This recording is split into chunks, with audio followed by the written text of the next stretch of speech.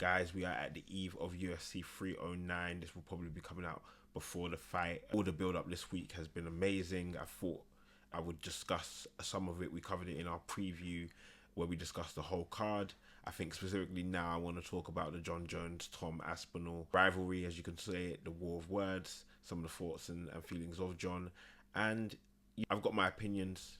One being these two just need to fight. Let's get it out of the way. These two need to fight. They need to be in a position where they are fighting. We've got the interim world champion. We've got a current world champion who hasn't fought in over a year. He's just about to fight due to injury.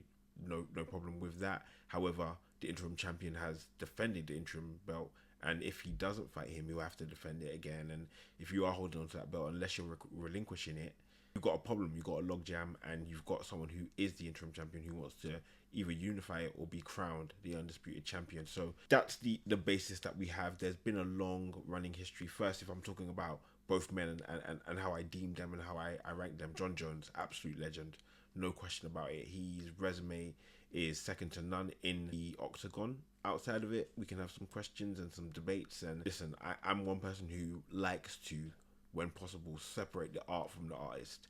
And that means in the ring, who is Jon Jones and how can he be regarded? And he's one of the best. I grew up watching Jon Jones. He was young, I was younger, but watching him at such a young age perform and do what he does in such a special way, he, to me, is one of the most violent people in MMA. And he has a way of dominating. He has a way of inflicting violence. He has a way of getting you and grinding you to a point where you've tried everything, you've exhausted all your options, and in front of you is someone who can do pretty much a little bit of everything and anything. Excels, obviously, in certain elements of his striking. We've talked about the oblique kicks in the preview. He has devastating elbows. He has ways of just getting inside, but obviously his wrestling, his grappling, what he can do on the ground is again second to none. And he's made no bones about it that he can do that, and he will do that even against Stipe. However, if we're talking about Tommy Aspinall's skill set, he is proficient on the ground as well. He has a great background, and I've watched Tom Aspinall from the beginning of his UFC career. Before then, I wasn't really aware of him. I'd heard about him a little bit on the MMA scene, but my focus is normally on the UFC. But seeing him come in from fight one, you could see he was a world champion. The ability is undeniable. The all-round skill set, the speed of his striking. Yes, he can get caught on occasion, but he puts himself in those positions to strike and hit. And he's been second to none since his UFC run, and he deserves the opportunity, obviously. But we're going to talk about the war of words. And Jon, again, for me, has always said he doesn't want to fight Tom Aspinall for whatever reason. And if we're being honest about Jon Jones and through the build-up, there's been a question of when was the last time Jon Jones was at his peak, at his best? And it's a valid question. The end of his run at heavyweight was less than desirable. Some of the performances he had against Dominic Reyes, Thiago Santos, you would want a little bit more. And I think he's at this position now where he's taken up the challenge of heavyweight, built up to it, was having disagreements with the UFC, wanted to fight in the heavyweight division, but wanted to fight for big money, wanted to fight probably against only Francis Ngannou. We had the whole situation where Dana said Francis is scared. We're going to talk about the Dana and Francis relationship soon as well. But essentially that's the position he's in. We know the amount of paydays that he's missed over the time due to probably no fault than his own. He should be in a position similar to Conor McGregor. He's not, and that's through his own problems. He was at the top at one point. Nike sponsorships, regarded as one of the greatest. He still is, but there is a tarnish on his reputation, and it's not just due to what he's done in the ring, it's outside of the ring that's been brought into conversations regarding his legacy. So coming against Tom Aspinall, he's obviously wanted to unify the division. He's spoken about he doesn't care about who or what or when he needs to become and be regarded as the best heavyweight in the world, and that's what he's looking to do. Jon, on the other hand, has different aspirations. He has aspirations of massive paydays. He has aspirations of legacy-defining fights, and that's why he went after Stipe originally. He wants that legacy. He wants that on his mantle, and there's no surprise about that, to be honest with you. If I was to sum it up, I think Jon, if he does win against Stipe, and that's not a foregone conclusion, I think he is the favourite, and rightfully so. But again, he has got a real heavyweight standing across him, one who hasn't fought in a number of years, but we shall see. But if Jon does win, he should honour that. And there's a multitude of reasons why. One, he was given that opportunity by many fighters themselves, and it may not be that they gave him an opportunity, they may have been forced to. And if that's the case, John needs to be forced to otherwise relinquish the gold and chase those fights that you've mentioned against Pereira and Jamal Hill. Again, for me, when it comes to this situation, I think John's shown a little bit of why you can love him in the ring, but you can kind of be annoyed by him outside of the ring, because at the beginning, Tom, for the last year, said he always wants to fight John Jones. He always wants to be in a position to fight for a heavyweight championship. He won the interim belt. He called out John. John wasn't impressed. He wasn't happy with that.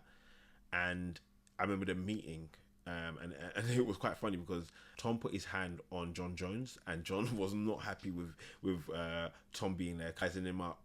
And I think that was the beginning of a lot of friction. Even before then, I think they'd had a couple war of words, and he's always said, I don't want to fight Tom.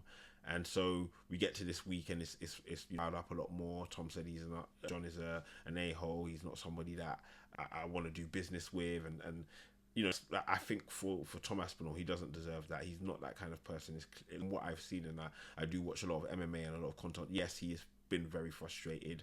He's labelled the fight as being, you know, a retirement party, and in due course, because both fighters have kind of, if not alluded to it, have kind of suggested it. Stipe less so, but at 42, your last fight being nearly 4 years ago, no one can really say anything. John, you've mentioned retiring and stepping away if you don't get what you want multiple times. And so again, Tom has been frustrated, but in, you know, outwardly disrespectful more than anyone else, not really. And we've seen John create these narratives in his head. Even this weekend with Stipe, he needs probably something to dislike somebody or not really want to do business with somebody, because he said that Stipe said something about his children. However, when you look back, no one's been able to find anything.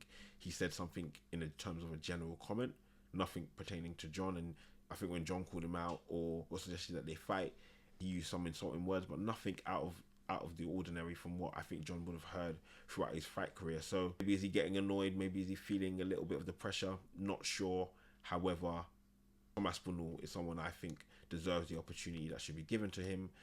Tom has been as cordial as he should be, sometimes a little bit too nice, and I think he's turned the page. I love the work that you're doing, Tom, in terms of getting the fight out there on fight night, and when whoever John or Stipe wins, you need to get yourself in that cage and stamp your authority and say, I am next up and I'm fighting the winner of this, otherwise retire and get out of my way. Similar to how Alex Volkanovski, for me, Volk should have, he wasn't the next contender in my head, but he got in that ring and he said, I'm fighting you. And again, he got what he wanted and he's next up. And that's probably what the UFC want. What do the UFC want? Well, Dana has been kind of indifferent for a long time.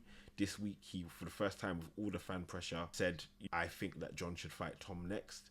And it's gaining momentum. But it's going to come down to one big thing, money. Money for John Jones especially. Can we get this fight locked down if he wins? Again, let's not discount Stipe before the 309 event has concluded. He can win. It's definitely a reality or a possibility, I should say. Guys, let me know your thoughts and opinions on the war of words between Tom Aspinall and John Jones, where you sit on this whole debate. I think a lot of people have said John's kind of ducking.